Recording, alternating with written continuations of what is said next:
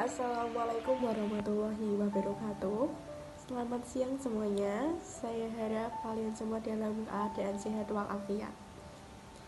Perkenalkan, kami dari kelompok 10 akan mempresentasikan hasil kerja kelompok kami yang berjudul Struktur Pasar dalam Islam, Persaingan Sempurna, Persaingan Tidak Sempurna, Monopoli dan Oligopoli. Sebelumnya, perkenalkan, nama saya Amelia Saidatul Hasanah. Saya Ule Zevia, NIM 2020510078.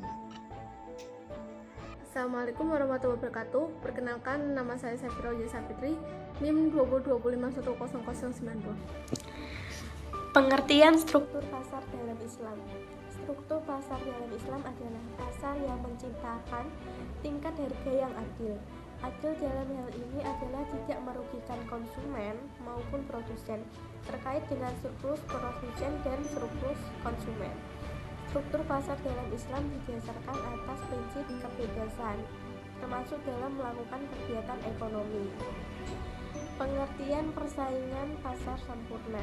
Pasar persaingan sempurna ini adalah pasar yang dimana antara penjual dan pembeli tidak dapat mempengaruhi harga, atau hanya sebagai price taker, dan harga yang ada di pasar itu merupakan hasil kesepakatan dan indeks dan interaksi antara permintaan dan penawaran.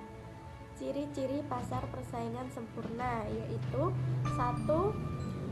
Homogenitas produk, 2. Pengetahuan yang sempurna, 3. Output perusahaan yang relatif kecil, 4. Perusahaan menerima harga yang ditentukan pasar, yang kelima, keleluasaan masuk keluar pasar. Kelebihan pasar persaingan sempurna. Para produsen mempunyai kebebasan untuk memilih, yaitu memilih masuk atau keluar pasar dengan mudah. Apabila produsen mengalami kerugian, produsen dapat saja keluar dari pasar dan akan kembali lagi apabila produsen merasa akan mendapat keuntungan dari produk yang dijualnya. Kemudian kekurangan pasar persaingan sempurna. Pembeli tidak mempunyai pilihan yang lebih baik atau yang lebih unggul dari produk yang dijual. Karena dalam pasar persaingan sempurna tidak ada keunggulan suatu produk dibanding dengan produk lainnya yang dijual. Pengertian pasar tidak sempurna. Persaingan tidak sempurna adalah keadaan di mana di pasar hanya sedikit penjual dan mampu mengendalikan harga. Jadi dalam pasar persaingan tidak sempurna, pembeli hanya menurut saja harga yang ditetapkan produsen.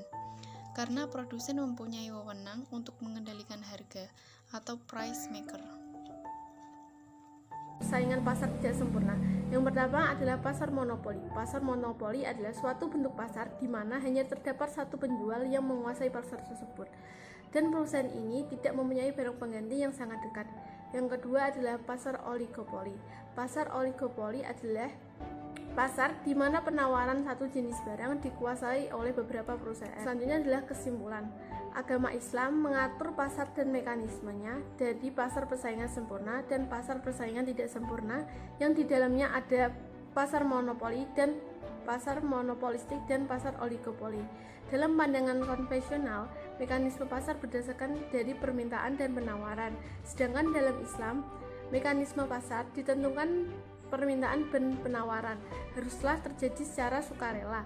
Tidak ada pihak yang terpaksa untuk melakukan transaksi pada suatu tingkat. Terima kasih. Wassalamualaikum warahmatullahi wabarakatuh.